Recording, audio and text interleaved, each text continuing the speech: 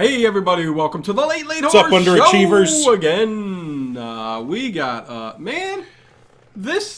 Another stupid movie. We're gonna hit Disappointed. some good ones because this was not the trailer. Me and Ted looked at the trailer for the Incubus, 1982. 82, 81, whatever. Dino's got all this collection of trailers for movies we haven't seen from the 80s. And this one looked pretty good, he said, so let's try it. This one, again, Not so good. This is a perfect example of how you can look at a trailer and go, whoa! And then you watch the movie, and you go, whoa. That trailer, though, was the most... That's when you have an expert person. The most energetic part of the movie. And they said, let's take that and put it in the trailer. That's the kind of editor you want on your movie. Yeah. Because, and you know what, I'm not 100% dissing it. I mean, it wasn't a great movie. It wasn't a good movie. They were trying to be so serious. I think they really wanted this to be something. There was not one joke. There was not one joke. Not one bit of humor. Nothing to break the tension. Yeah, so you know right off the bat that they're trying to do something, with this movie. Based on a novel. It's a serious work of fiction. But I think we should just change our show to just movies that we hate. Instead of talking about movies, because, sometimes the movies we hate make some of the best shows, but anyways. But, you would have thought this would have been good, because, we're fans of Rosemary's Baby, and it's got John Cassavetes, who's not just a great actor, but also a good director. Yeah. And, in his own right. I mean, he can usually elevate a movie to something a little bit more palatable, and he does. I mean, another actor, I probably would have turned this off in 15 minutes. Exactly. And I think John Cassavetes did. I mean, he performed his ass off. I mean, his performance in this movie was just like, he was playing it as if it was Rosemary's Baby. I mean, sadly, the doctor who's working with the police trying to figure out what's going on. I did like how he was, because what's happening is... But you get somebody... I'm sorry. I guess we were just going to set up the movie so they kind of know what we're talking about. Yeah, real quick, just when you get somebody like John Cassavetes and you notice it right off the bat, when you put him around a bunch of other actors who are, B-level, I mean, he stands out like what's a he doing sore there? thumb. It's like, through the that guy's a great B-movie actor. But go ahead, you can... it's kind of, the film's kind of about, these girls that are being horribly raped. Yeah. And there's not really much evidence as far as, there's no fingerprints, there's no hairs. There is sometimes there's semen. Hair. But it doesn't match anybody's. It's not... at one point he makes it seem like it's not necessarily human. Oh yeah, but he said it was an excessive amount of semen. Yeah, that's usually what happens when I get done. He said there's so much semen in here. It's semen. Like 2 cups. Yeah. Oh God. 2 cups just poured in there. It must be a gang of men. Well, that's what they thought. And they were red too, the sperm. And trying to figure out what's causing this, because then there's this guy, this young kid, who happens to be dating the doctor. His name's Sam. Yeah. His daughter, Ugly Jenny. Oh God. I thought she was cute. Go look at Ugly Jenny. And Pretty Jenny. Man. No, just move on. The good thing is you and I would never compete for girls. If we were chasing skirt back in the day, that's true. We would have had complete. I'd have been your wingman, you'd be mine, and we'd be like, dude, that one's for you, that one's for you. We would have known right off the bat whose is who. But anyway. But and he's working with the cops. This kid that his daughter's dating, who he's not happy about, is sort of having these dreams, these nightmares of women being tortured, and they're kind of sort of putting it together that this recurrent dream of his is the cause of, or has something to do with. Last name's Galen. Tim Galen, and his grandmother Agatha Galen, who both live in this like really old house. There's like a museum underneath in the basement and stuff like that. Yeah, a little bit of Gothic-ish. Yeah, but in the town's name is Galen, so it just lends They're to... They're founders of the town, and you find out later in the film that they were witch hunters and stuff like that. I'm the founder of this now, didn't she town, say that Tim's mother was persecuted for being a witch? Yes. Now, this would have just been... Okay, this movie was in the 80s, so we're figuring maybe late 60s, mid 60s. Did they still persecute women to be witches? I mean, the mid to late 60s seemed like a great time. Everybody was all into that pseudoscience shit. I guess anywhere... Who's persecuting these people? No, I hear you, but... Pitchforks, I persecute them. Did they say people or just...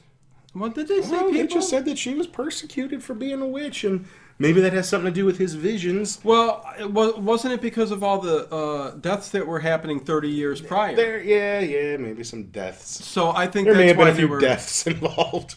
Yeah, and similar. It's kind of like It. I think Stephen King stole the story for It from this movie because all of this happened 30 years prior too. So he totally stole this. That's how they start putting two and two together. Thief. You know, this movie was going to be directed by David Cronenberg. And then we would have had a good movie. Because actually... Possibly a great movie. No, yeah, because that, late 70s, early to mid 80s is when Cronenberg was churning out some of his most interesting films. I mean... Something he didn't like about this, though. You know, 82, he did Videodrome. Totally bonkers. You know, of course, he did The Fly, Scanners... You know, all his... I don't know what the hell... All his top-level movies. What the hell did David Cronenberg turn into? I don't know. He's a different kind of director now, and I've kind of lost track of his last few movies. Yeah, different. I mean, I liked when he was doing more horror, science fiction. Some can evolve with the times, and some can't. I don't know. Just he's still a good director, but, I mean, even... Something like A History of Violence just didn't appeal to me. I know you like Eastern Promises. Oh, yeah. Didn't appeal to me. I mean, I saw it once. It was okay, but I'd never want to watch it again. Yeah.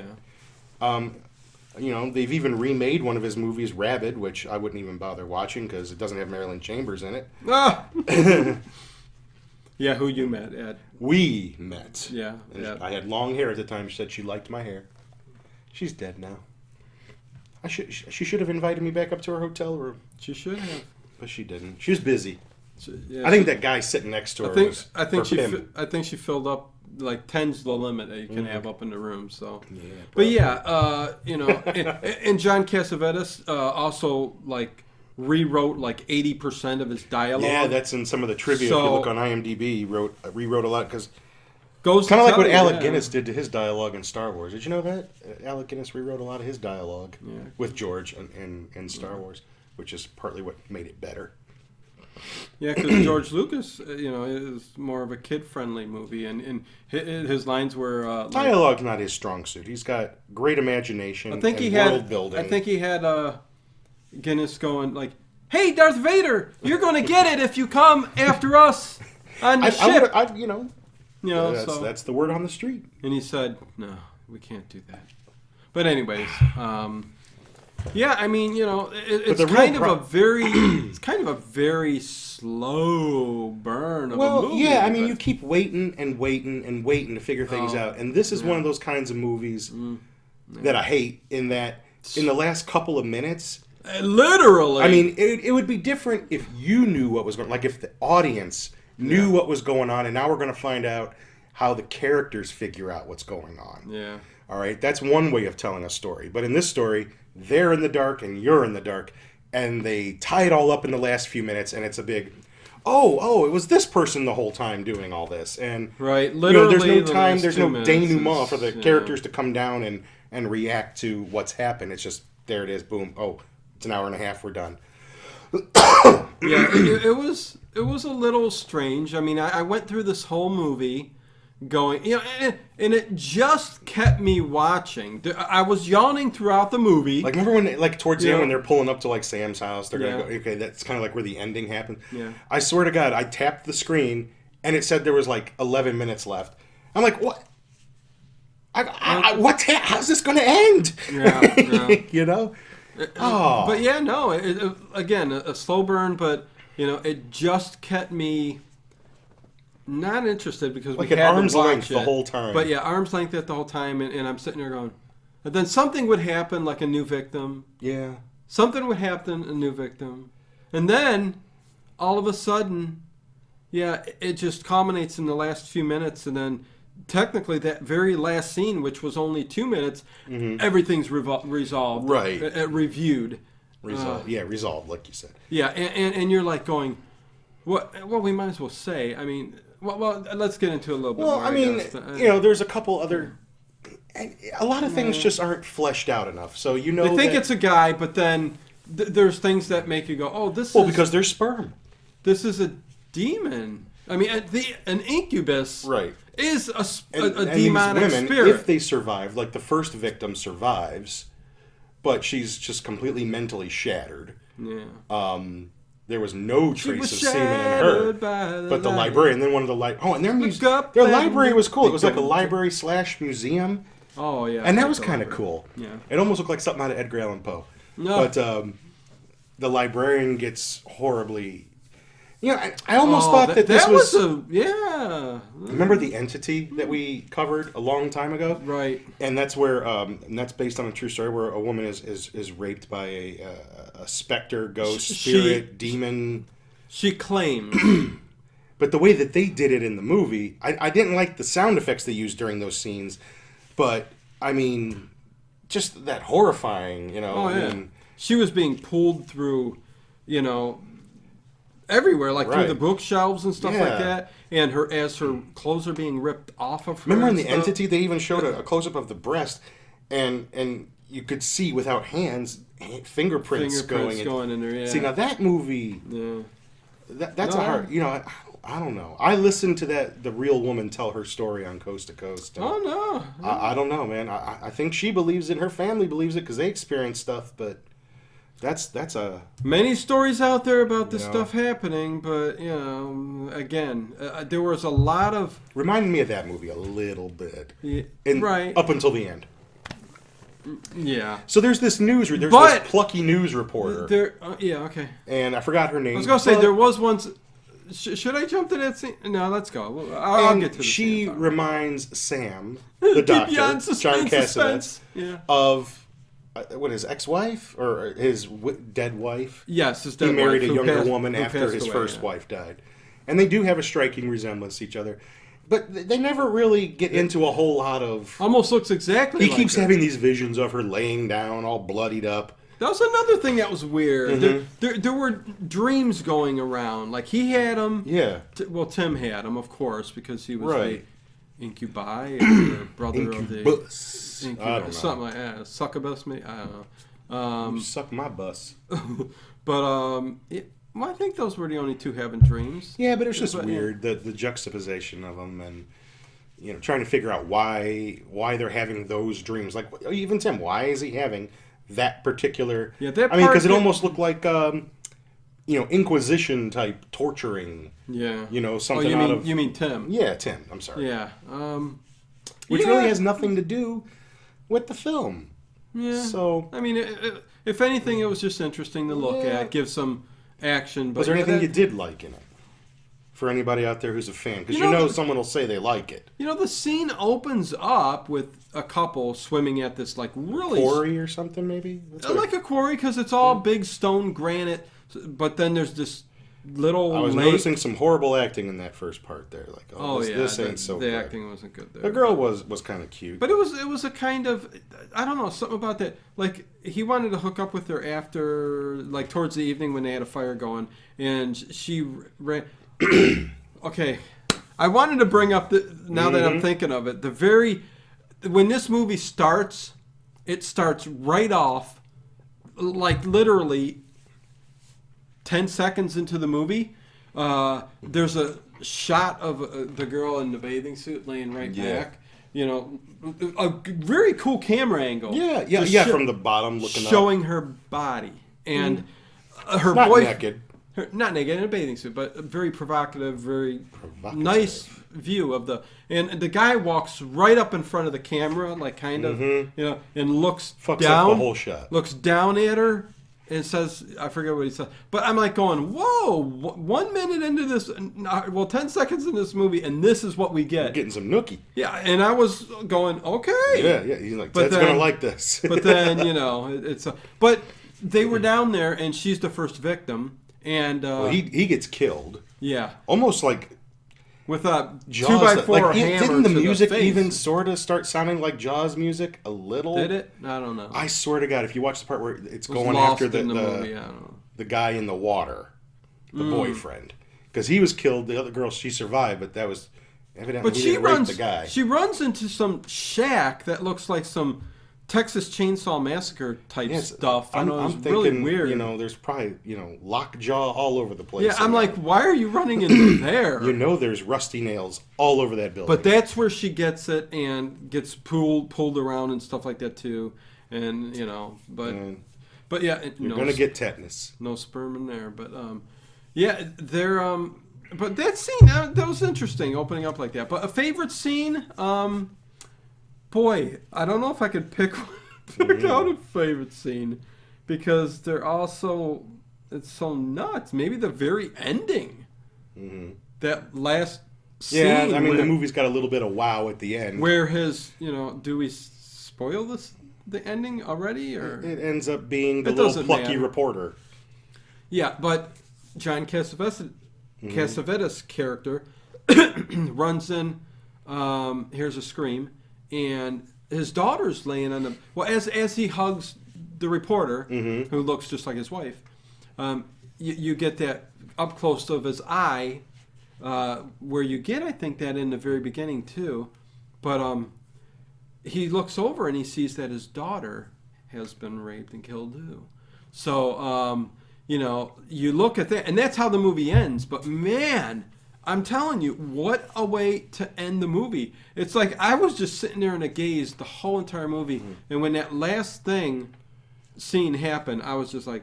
Way too much build-up for that ending. Yeah, holy shit. They didn't earn the ending. They didn't earn it, but the ending... I was going, did that ending save the movie? But no. Would you watch it again just for that ending? No. My favorite part, Bruce Dickinson. Oh, from Iron Maiden. Yeah, I was going to say in this movie. It's actually before Iron Maiden. Yes, with his previous band Samson, singing a really horrible song called "Vice Versa," which I knew before this movie. But yeah, he's in it. And which that's what the scene we saw. Isn't it playing in the movie theater? I don't know. It's during the movie theater scene. Yeah. And the movie theater actually kind of reminded me of the Cedar Lee, the inside of the Cedar Lee a little bit. Yeah, no, you're right. I watched. I was like, little independent resembles theater. The Cedar Lee, and there's like Texas Chainsaw posters and like all kinds of culty sort of movies hanging up there. Mm-hmm. But yeah, they were just showing some kind of little music video type. It was horrible. But it was Bruce Dickinson, so if you're Bruce a Maiden Dickinson, fan, Iron Man, as cheesy as Samson was, but right, yeah, no, that's another. And there was another scene later on when somebody else at that movie theater, the girl gets up and walks into the bathroom stall, and that's the next best scene, I think. Yeah, actually, yeah, that's either my or as favorite far as scene. The creature kind of thing where you get a little view of it. Because, again, instead of the invisible creature, you kind of see a shadow, and then you actually get a hand sort of a a black creature. Sort of hands, claws. Or something. Like greenish black, pull her, out from underneath the stall, and from there destroys the bathroom. I hate when that happens when I'm at the stall. Oh, I know. Someone grabs your legs and pulls you out. Oh, God. Yeah, you ain't had time to wipe. I know. But yeah, that scene was pretty cool because you get to see a little bit of the creature. It is strange at the very end when she is in the ending scene there too. You do get that view of that, like whatever that creature is, the Incubus. It's it almost looks like a gargoyle, kind of a greenish lizard type dude. I don't know. It was weird creature. You think like from the Gargoyles movie? Yeah, I think from the 70s, didn't it? That's sort of the only thing I could. Little bit. If you cut the wings off. Yeah. And, which I love. I love that movie, Gargoyles. Yeah, good movie, man. I know. I used to watch it every time it was on TV. Good movie, yeah. That was when, like made-for-TV movies were pretty good. Yeah. But yeah, that's kind of the sum total of this movie. Yeah, not this week. Might not be the most. So we might just talk about something else. What else? This week, not a whole lot. What's news, man? I don't know.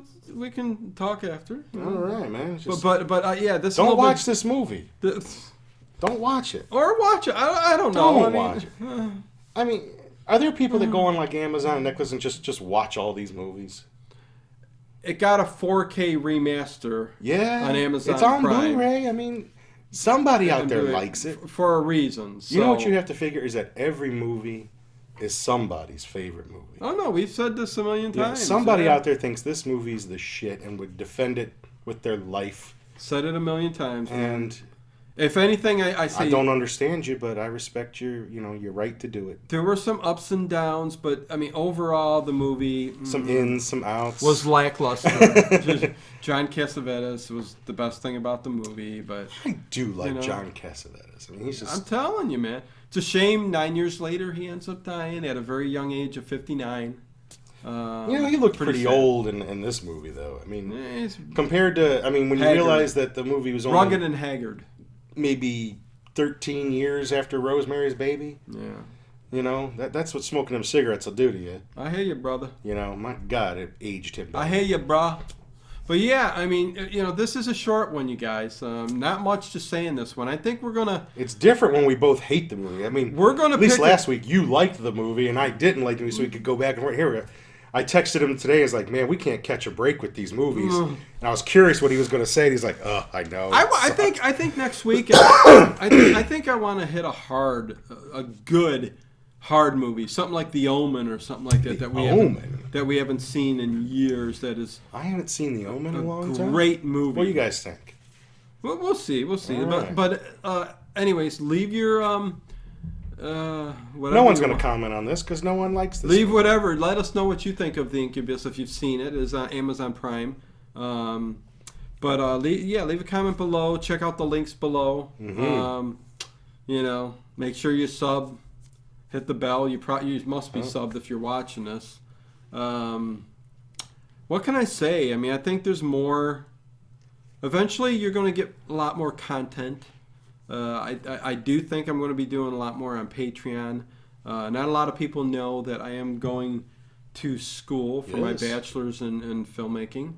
So that's what I'm in the midst of right now. About 3 months in, it's already. Jesus Christ. That's right. But other people can make movies too, But yeah, no, I'm excited about it. I'm working on it, and it's taken up some time. But they're all going to star me. I'm the muse. You'll get something here soon, but you'll be like Sam Raimi and I'll be Bruce Campbell. I'll always get like a little bit part. Oh yeah, of course. I'll always have something to do in it. You'll always have a line. But yeah, learning a lot and very excited about all of that. But you knew a lot to start with too. You self-taught yourself a whole lot. But you know what? To get the drive to actually.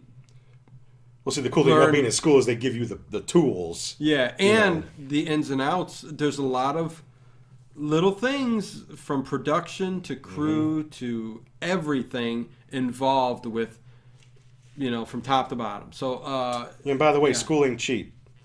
Hell no. So think about that. Join my Patreon. Boy's trying to improve his station in life. You'll get lots of perks. That's right. Nicely edited videos. Yeah.